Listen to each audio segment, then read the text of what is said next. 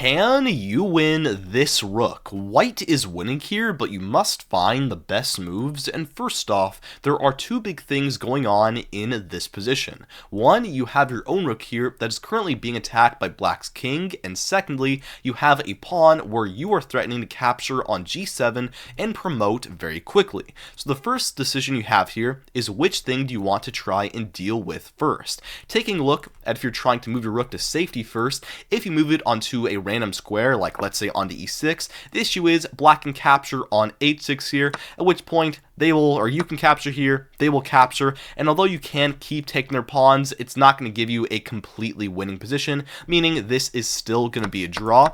Instead here, a better try would be to play rook d6 check first, forcing black's king away, and then taking on g7, at which point you were threatening to promote. But the problem is here, it's still not going to work, because after black captures on g4, you are both stopped from promoting, and you have no way of defending your pawn. So after, let's say you capture, and they capture here, you can capture on a2, you'll end up with a position where you are up one pawn, which is an advantage, but not that large an advantage. This is still going to be a draw. So instead of trying to move your rook away first, let's look at if you try to capture on g7 first instead. Of course, black does not want to capture your rook, because if they do, you'll simply promote queen versus rook is completely winning.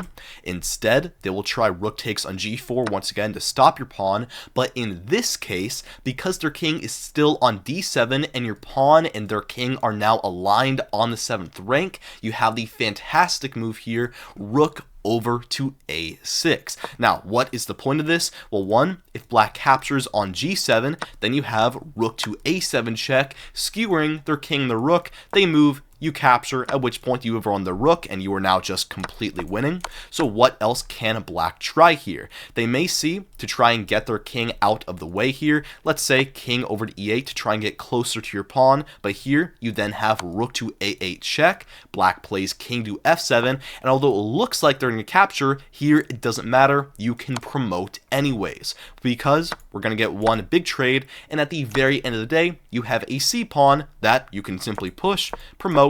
Black is not fast enough. At the end of the day, you have a queen and you are completely winning.